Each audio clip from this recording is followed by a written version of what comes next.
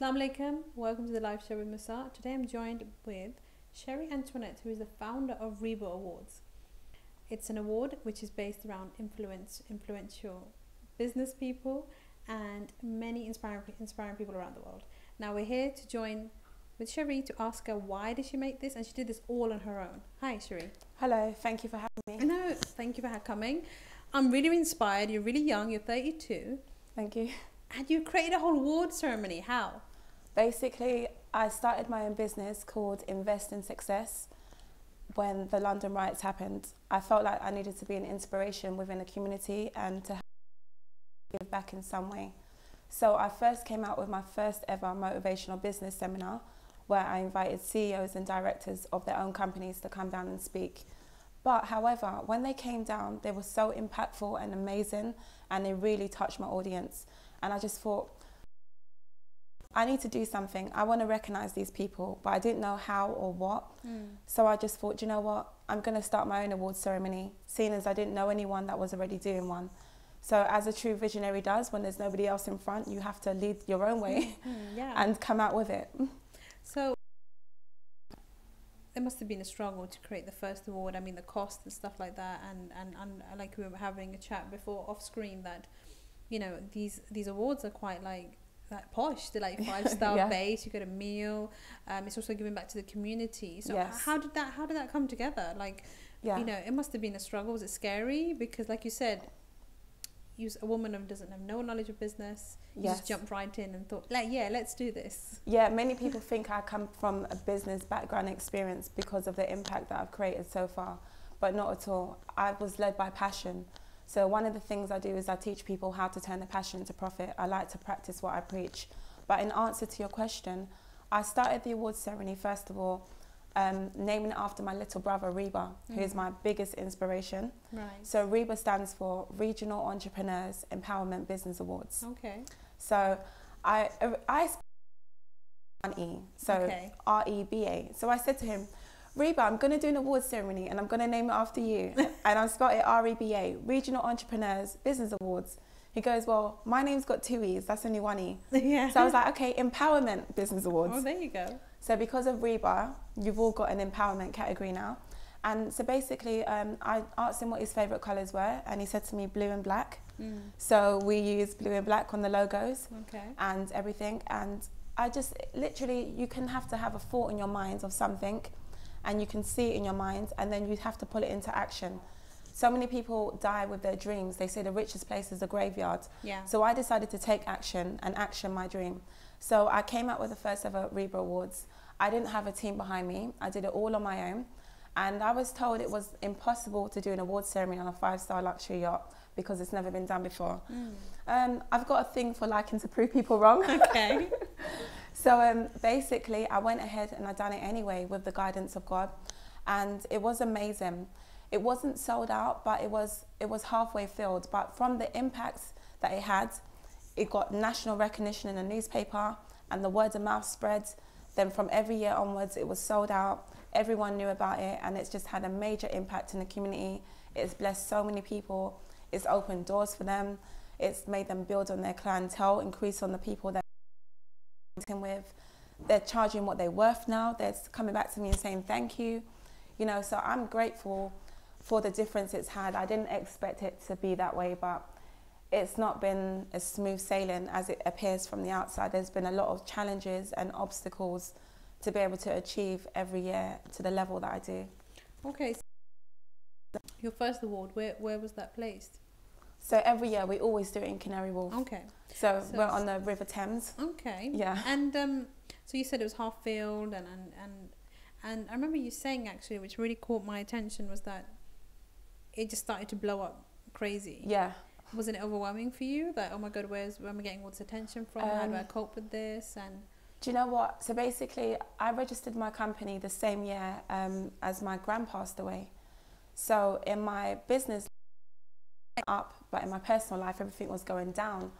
And so it was overwhelming, but it was also a welcome distraction from the pain I was feeling. So because I was in a loss of a whirlwind in my personal life, I just use it as a distraction to help me escape. So I'm giving back and I'm blessing. So taking myself away from where I was, you know, things that I wasn't able to deal with and cope with personally. That's how I felt at that time, to be honest. Okay, so now the awards, obviously you have, right? You Yes. have inspirationalists, you have Yes. influencers, you have business people. So, you know, how did these ideas start to draw together? Did you have sponsors to help you at any point? I wish. So No. it must have been a struggle. A struggle. So basically, in terms of the categories, we do have, so the awards is open to entrepreneurs, business professionals, inspirational leaders, and the youth. Right. So we try and make it as broad as possible so that we can include as many people as possible within the community. And so we have our adult categories and we have our youth.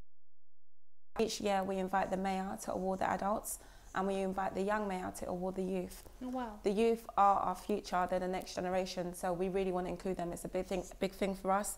But also the older lots, we want to encourage them to continue to go for their dreams and pursue and be a blessing and an inspiration to us also. You know, so it's open to everyone. We don't shut the door. It's open if you're black, white, Asian. We don't shut the door. And so many people come up to me and ask them, thank you so much for awarding me. Can you put me forward for someone else's award? And many times I can't. People, it's either they got to be African or black or either female only. We're for everyone. We don't shut the door on you. As long as you're inspirational or you're having some sort of impact or entrepreneurial journey within the community, we want to be able to recognize you and say well done for the efforts that you're doing. And this is our 6th year coming up now. Wow. So yeah, we've been going for 6 years now. And last year, for the first time, we were sponsored. So all the other 4 years before that, it was not sponsored. It was coming from my own pocket and from any money that I would make from the awards and whatnot. It will go straight back in to the community, provide that 5-star luxury yacht. And it's not just the luxury yacht. It's really cool. We give the winner, the Reeba Star winner, an exclusive helicopter mentoring session. Oh, wow. Yeah, where they go 1,500 feet up in the sky, across the River Thames. It is just beautiful. We get them to dream big and to get outside of their comfort zone. It's a really powerful moment up there, and we get them to just change the way they think, you know, get them out of their comfort zone. Push. Yes. Yeah, make them see all things that is possible. Like all of this, you can achieve anything that you put your mind to. So we do that. We do VIP limousine networking as well at the awards ceremony. So those are people that get VIP tickets. They come in a limousine with us and we get them a bottle of champagne, you know, we're having fun, we're networking. And lovely. Yeah, so we make it different. So we're taking over the River Thames on the yacht, we take over the street with the limousine, and we take over the sky with the helicopter. Oh, wow, there you go. So you're like covering the whole of the River Thames. Basically. You mentioned your personal life started to go down. Yes. What happened? So I lost my gran in 2012. We're now in 2018. And it took me a while to get back on my feet. She passed away in November 2012, so right at the ending. And she was everything to me. And I really pushed myself, because I quit my business when she passed away, because the second event of the seminar that I'd done, it was sold out before it even came to it because of the first one. But I knew I couldn't in that space for it at the time. So people that knew me, they said, do it for your gran, you know, get back out there. And then I just saw a tiny little glimpse of hope, like a little piece of light. I said, you know what, you're right. I'll get back out there and I'll do it for my gran. Because my gran came to this country in 1961, 1 year before Jamaica got their independence. Right. And she worked really hard for my family and to be able to come here and make a difference for us. And when my gran came here, she was in survival mode. She was just lucky to get by, lucky to just be able to put food on the table. And she experienced a lot of racism. And she's told me many stories, you know. So I just thought, you know what, I'm in a completely different situation to my gran. I'm not in survival mode, I'm in thriving mode. I know I'm entitled to this and I'm going to work for it and get it and know that I deserve this. And when I told my gran I started my company, she just sat there on the bed and she looked at me like, she couldn't believe it. Her face was speechless.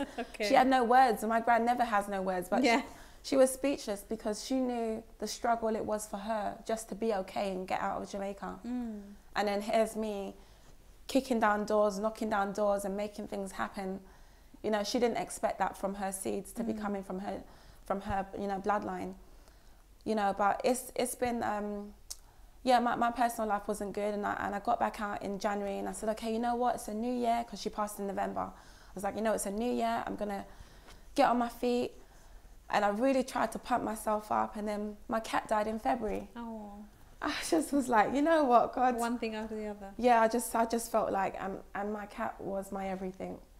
She was like my baby, my true, you know. Oh, that just took everything out of me. I was just like, great. I was just thinking, what am I supposed to do now? Like, you know, so I said, you know what, I'm not going to go backwards.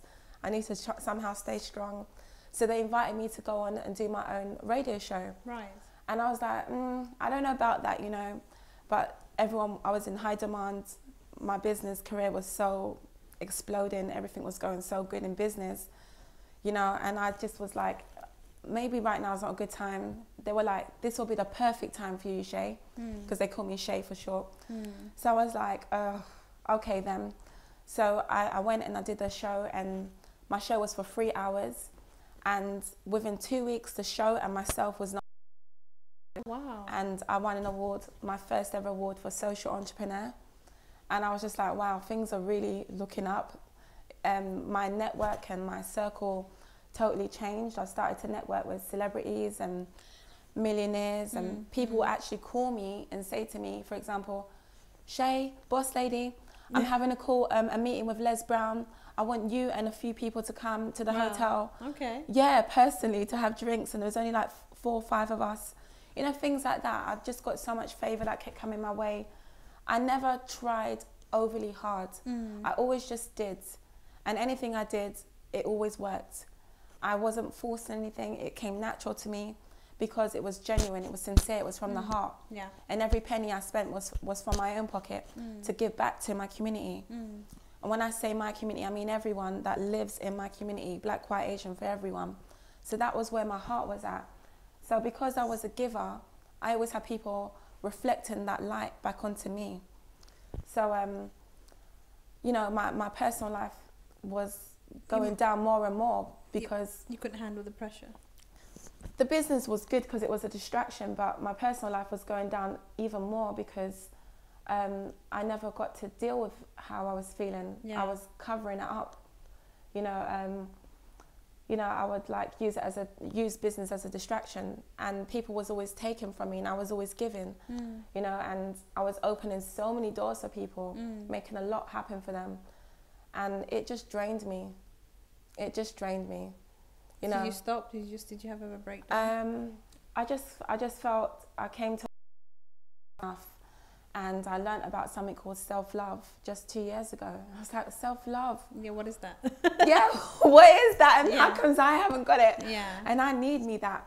And I'm the oldest, so I've always naturally been used to doing everything for everyone and looking after everyone because I'm the eldest. And so when I started my community company, I naturally went into looking after people in the community as well. And I never even realized, I never consciously did it. I wasn't aware I was doing it like that. I just gravitated towards what I just knew and what came natural to me. Yeah. But then what I found myself doing from the ending of last year was to basically say, you know what, Shay, when 2018 comes, you need to do you now.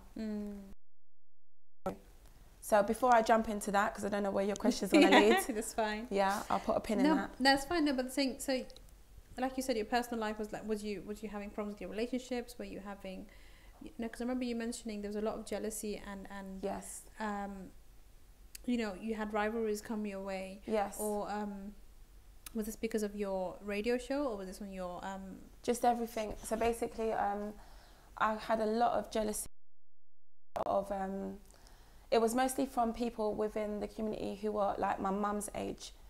They just saw me as like, where's this young girl come along and she's just suddenly knocking down doors and making things happen, and I've been out here for years trying and nothing's happened for me. And the stuff that they done to go out of their way to sabotage what I was doing, you know, whether it be putting events on the same day as mine or making up, you know, false stories that are not true to make people not want to come, you know, and they've done everything you could think of. They've done it. They even had my Facebook page shut down. You know, they did everything. They went above and beyond.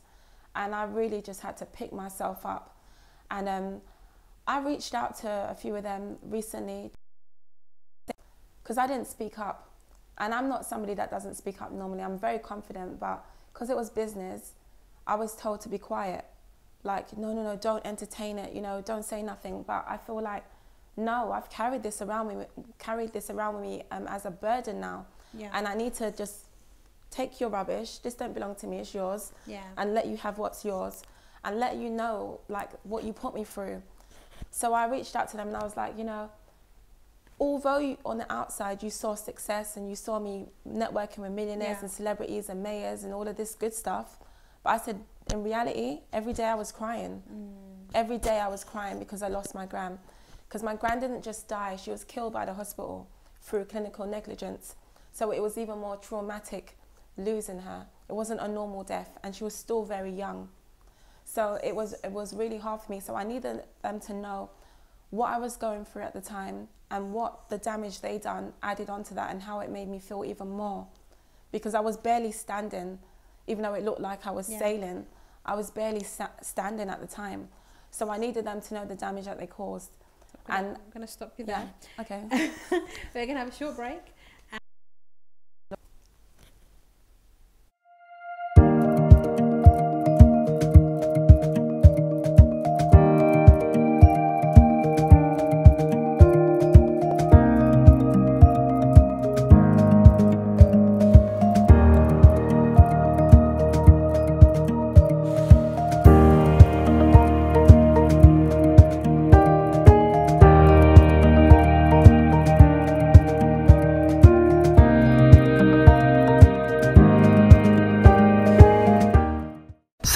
Sale. Massive clearance sale is going on from 1st November 2017. Salma Designer Abaya House is giving you up to 70% off on all designer abaya, 60% off on designer kaftan, 50% off on waistcoat, 50% off on Islamic books, 500 gram ajwa dates only for £10 and many more items. Visit our store to get this clearance sale. Salma Designer Abaya House, 118 Whitechapel Road, London E11JE. Telephone 02070182375.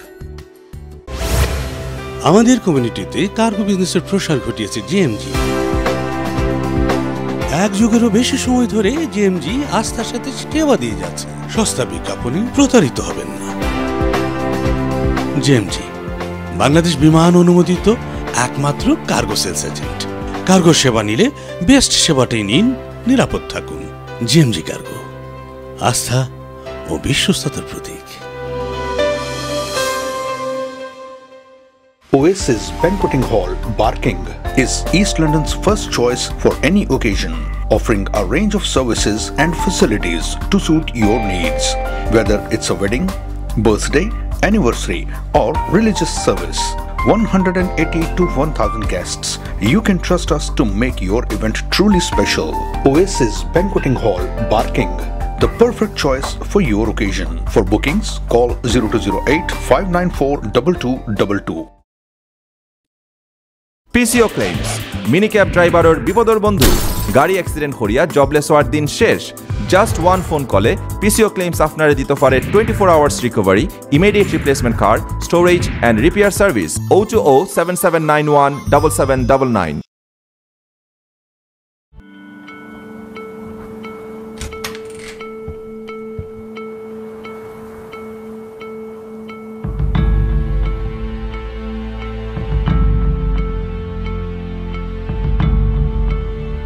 Mom, isn't Dad come back home? When a marriage breaks down, children suffer the most. If you are in this situation, we are here to help. For child and family matters, Kingdom Solicitors. Sale sale sale Salma designer আবায়া হাউসে clearance sale 1 November 2017 থেকে Salma designer abaya house দিচ্ছে সকল আবায়ার উপর সর্বোচ্চ 70% মূল্য ছাড়, কাফতানের উপর সর্বোচ্চ 60%, ওয়েস্টকোটের উপর সর্বোচ্চ 50%, 500 গ্রাম আজওয়া খেজুর মাত্র 10 পাউন্ড এবং ইসলামিক বইয়ের উপর রয়েছে সর্বোচ্চ 50% মূল্য ছাড়। আজই আসুন এবং আমাদের ক্লিয়ারেন্স সেল অফার গ্রহণ করুন। Salma designer abaya house, 118 Whitechapel road, London E11JE, telephone 02070182375। Hello there. Legal Taxi's mobile app is an amazing cloud-based taxi booking solution. The taxi drivers and passengers can access this application anytime and anywhere. Are you trying to call up a taxi? Well, don't waste your precious time anymore.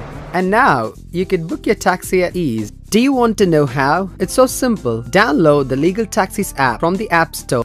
Enter the location manually or drag the balloon where you want the pickup and drop to happen.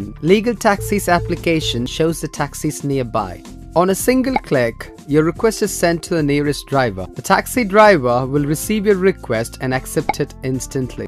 In return, you will receive the notification and you could check the current location of the taxi with the estimated time to reach your pickup location. At the end of your journey, you will receive the receipt of taxi fare in your mobile app. Legal Taxis app not only allows you to book regular taxis but also black cabs, mini cabs and hackney carriages. Book your taxi today for a great voyage at Legal Taxis. Welcome back. Cherie was touching on some amazing topics about jealousy. Yes. So you because obviously you've got poked at four corners of your life by the looks of it. People are coming at you like at your business, at your award ceremonies, and they even shut down your Facebook page. Yeah. So you had to start all over. Yeah, I basically had to start that from scratch, and the reason why I'm sharing all this with your viewers is because I want to be able to give back and inspire and let them know, you know, some things we can learn through other people, so we don't have to go through that ourselves. So for your viewers out there that uses Facebook for business, you have to have the Facebook in your personal name. That's number one. Yeah. I wasn't aware of that. I'm a very old school person. I was very close to my gran. I'm very old school. My mum got my little brother to open Facebook for me.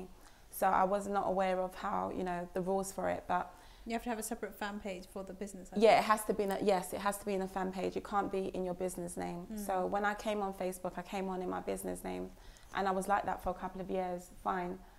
Up until I caused too much of, you know, success happening online. So then I found my page got shut down and I was so disheartened. I was in tears. I was like, oh my God, my portfolio, all my pictures I've taken with people at events, just everything gone like that. Wow. You know, and you need to make sure that as well, guys, that your email is updated. Because if they ever shut your page down, they can send that to your email. But when I first started, it was a different email. That email was no longer in use. So everything was just gone. I literally started from the bottom again. But I'm a positive type of person. I always like to find the silver lining in that cloud. Yeah.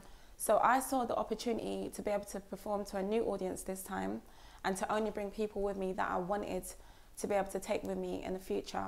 However, I was even surprised by some of them because it was like when I did start again, it wasn't like before. It was much more of a struggle again because no one knows who I am. It's like literally back to beginning. Yeah, of course. And so the few people that I did bring with me, I was thinking they were going to be the first ones to be in my corner. They were the first ones to stand back and watch me. And I was just quite shocked because I was used to people giving me VIP tickets to go to their events, wanting to be seen with me, taking pictures with me, to just standing back and just watching me. And I'm like, wow, really? Just to use your name? Yeah, basically just to use my name. So once everyone was able to take everything from me and I had to start from scratch, I realised who was genuine and who wasn't. And I learned that lesson the hard way. And the beautiful thing about that though is because now that things are being restored and I'm rising back to where I once was, now I'm aware of how things really work and how to know I think when also like at the beginning of any business, you're just, like you said, you're just playing around in a field. You don't, you know, you're gonna try to kick a ball here, you're gonna try to do that, and then obviously you will get goals. But then you know you're scoring goals, right? I can't even think of another metaphor. You're scoring goals, but then you don't realize that there's lots of drawbacks. Like the weather's gonna change. You know, like you know, it's gonna rain. You slip. you know, I don't know what metaphor. And mentors know you're doing good because mentors. So what happens to these people that just like, you know, and this is one thing I personally believe in having struggles. You should be grateful for your struggles because they make you stronger. Yes, 100%. There'll be certain things at the time when you think, oh my God, why is this happening to me right now? Yes. You're probably thinking at the time, you know, God rest your grandma's soul and even your cat's soul. Like you're probably thinking, okay, why have I lost all this now? You know, and I need, you know, why, you know, I don't need this right now. My business is rising, things, and then slowly falling apart. Then what happens? You're in this negative frame of mind, and then all these you attract those situations. Yes, you're attracting all the negative people in your life who were just, you know, that you weren't there before, but now they've suddenly appeared. Yeah. Only because internally, you're not at peace. You're not in a positive state. Yes, exactly that. So, but now you're probably grateful for that happened. Now you're going to be extra cautious. Basically, yes. It's made you a more cautious person of business-wise. And they don't teach you this when you're starting business. Like your mentors don't tell you this. Oh no, but everybody's gonna have a different experience. Everybody's gonna struggle and fall flat on a different way. No, but they don't at least prepare you for any jealousy, any setbacks. They just kind of tell you go for it and you can do it. Yeah, you can go for it and you can do it. Yeah. But what about, because these things happen to celebrities. Yes. They go through this and worse. And it's all publicized. Like, exactly. It's all in the paper. Thank you for saying that. This is what happened to me, and mine was done on social media. Oh no. So I was basically a victim of cyberbullying. Oh wow. And then to have that happen and then feel like you're on your own, and then it's putting a bad reputation on your image. Yeah. And you're told to be quiet and not speak up and defend yourself. Yeah. If people don't know you, they're going to think this stuff is true. Well, with cyberbullying, what I tend to tell my clients and people is like, they're like, oh, okay, I want to come out and I'm worried about these people are going to say these comments to me. I'm like, delete and block. Yeah.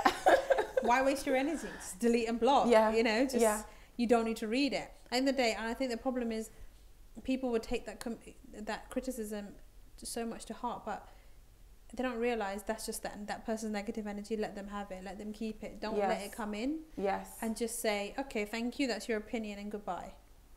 And you're gonna get haters. You can't. Yeah. You know, you need to have haters if you're gonna be. My brother says to me, it lets you know when you're doing right. Yeah, exactly.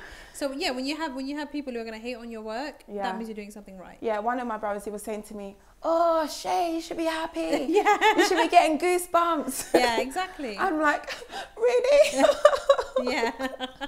You know, and I'm like, I'm crying. You know, but I would never have cried on social media in front of them to let them know how much they got to me.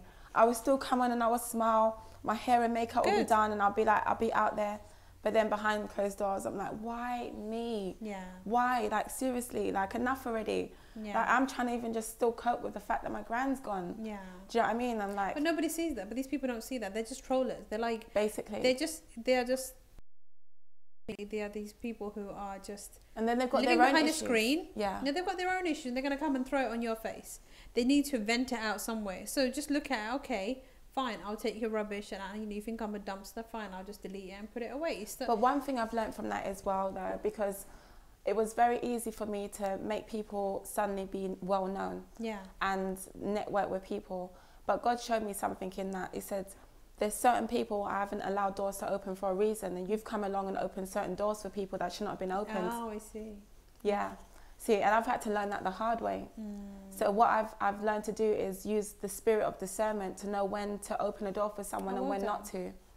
Oh, then at the end of the day, like, you know, if you've got that power and God's gifted you with that, at the end of the day, that person's going to be more spoiled. Like, if, you know, they might not deserve it. And you, Thank you. That's the perfect word. So they don't deserve it yet. You know, they've got a lot to learn. Yes. But you just being so kind enough, think, okay, it's always the people that didn't deserve it yet. Those were the ones, because they didn't appreciate it. And stab you in the back. Thank you. And that's exactly what was happening. Oh, wow. And the ones that were genuine and they deserved to be awarded, they were the ones that appreciated it and they understood the process. And some of that had to do with the fact that because I wasn't being sponsored, people didn't want to be charged, for example, as a nominee. I don't want to pay my ticket as a nominee. And they didn't understand that money needs to come from somewhere. It's still a business. You know, this is not a freeness. You're not going to get a 5-star luxury yacht for free and cruise the River Thames. And look good. and look good. Yeah, wear a nice tux or do you know what I nice mean? dress. Yeah. No, because when we go on the River Thames, it's picturesque, it's beautiful. We start off in the daytime, so you can take loads of pictures while it's still light. And then it's a whole day thing. Yeah, and then the last couple of hours coming back, it's nighttime, so you can get to take pictures in the night. Yeah. So I let people have the River Thames in the day and fully take part in the full experience. So to pay for a cruise and dinner on the River Thames, that's a lot of money anyway. But then to be awarded as well and be put forward, and then you're going to be networking, you're getting this at a reasonable cost.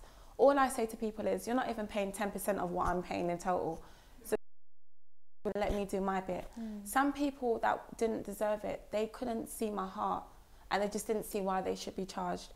So what I learned to do was not to get in any discussions and be like, this is what the rules are, you either respect it or you don't, and I still wish you well and whatnot, but this is just the way it is, because I do my bit and you do your bit. We work together as a community. But lots of people out there they don't give back, they just want to be takers. I just want to say as well, I love the Asian community. I really love the Asian community. I love how you guys just come together and you guys work together. If like one Asian person wants to open a shop, all 20 people will come together and chip in money. You know, I want to see that more, you know, in the black culture as well, especially. I don't think it's about the culture. I think it's... We don't have our own business. We're at the bottom of the career ladder compared to everyone else. Well, then you're starting. Yeah, do you know what I mean? So it's like, when you see me starting, support me. Yeah. You know, support me. Don't question me, because I'm here for you. I'm not the one getting an award. No, but this is the thing. Like you said, when the biggest thing to teach you is about mindset. You are going to get people who don't want to see you succeed. That is the biggest part of becoming a successful business person, is just oversee that and say, no, I'm still going to do this. Yes. Whether you like it or why. not. Yeah. And you are going to fail. Of course, you're going to have to fail. Otherwise, how would you learn? Basically. So that's what happened with you, is I think that was your way of failing personally. You couldn't personally cope with it anymore. You had too much going on. You're sitting at home crying, and it's like, okay, fair enough. My materialistic life is, and probably why that was booming was because you didn't see it as a relevant thing at the time. You're like, okay, that's still running and stuff like that, and you're like, you know. But then obviously there did come a time where you did fall, and that was only because internally, like I said before, enough was enough, a breaking point. Yeah. So it just fell apart. But now I'm sure you're a much stronger person. Absolutely. And you're inspiring the world, and you're such a young lady. And, absolutely. You know, I wish you all the best. And thank you very much. And I don't believe in talking about a situation when it's still raw to you. Yeah. So I couldn't talk about this if I was still going through this like that. So I believe that you can only discuss things once you've come out the other side. Let go. Yeah, not while you're actually through it. Yeah. So I would be in tears otherwise, even right now, you know, if that was the case and whatnot. But I really want your audience to know more than anything. Remember your why. Why you started to do what you do. You know, because that's what's going to keep you going when you're going to get those obstacles and challenges that come your way. But you know what? You don't use those obstacles as setbacks. You use it as a stepping stone to bring you closer and closer to your dream, because you're going to get there one way or another. Come your way. You just got to be determined and have consistency and have a support system in place. I never had really much of a support system in place, so that didn't do me much favours either. But I really highly encourage people to do that. And now I've made sure my circle is close, very tight. I know who I've got around me now. Yeah. Whereas before there was anyone that could have easy access to me, you know, calling me or messaging me on Facebook past working hours, and I would happily have answered their messages and calls. And whereas now I'm like, do I need to? No. Is it important? No. Yeah. Can this wait? Yeah, it can wait. Yeah. You know, so I'm learning boundaries. And I suppose as I'm learning boundaries, I'm showing people how to respect that. Because otherwise people will... They just make use of you. They'll just use you. You know? Basically, and trust me, and people will happily use you out there. And I think being motivators and mentors and coaches yourself, you have to know when to draw the line. Yes. It's okay to be empathetic, but there's sometimes that, okay, if that person, you know, listen to them, but if you can't do it, you know, just say no, you know. And I think that's the thing. It's really hard not to say no. I think you think, okay, what they're going to think of me. But, you know, don't feel bad about saying, just say no. Say, look, I can't, I'm sorry. Yes. You know, I learned that last year. Yeah, you're like there's so much you can give of yourself. And I think the thing is, especially when you're a religious person, when you're thinking of God and stuff, think, okay, I don't want to do this. I I don't want to say no because I don't know what God's thinking of me. I probably that's what you're thinking. That's what you're. I felt bad, like guilty, like oh, I don't want to let them down when I know I can. Exactly, when you can do it, but then sometimes your gut feeling is always going to be right. If your gut feeling is saying no, leave it alone. Always leave it alone. Yeah, not just because you can do something doesn't mean you should do something. Yeah. I always felt compelled to, like I always had to. Because with your personality, like being with certain people, if they're bad people, it's going to reflect on you because Cherie did that. Yeah. Cherie pushed them forward. Yeah. So that's in the long term, your name's going to get ruined. Well, they've all been fine, to be fair. They managed to flourish. But and a lot of them don't give back, and that's the thing. That's the only sad thing for me, I reckon, is that if you know someone's opened a door for you, give back and say well done. Yeah. Like for example, even say thank you. Like for example, yourself providing this platform for me and so many other people to be able to have a voice and to do that. You know, it doesn't take much to say thank you. For things like that. And I just see people come along and take, and I'm like, people get away with what you allow them to get away with. Yeah. So I understand it lies with me at the end of the day. So it's what I'm willing to let people get away and not get away with. And I had to go through certain things for me in order to learn from it. And then in order to share back with others.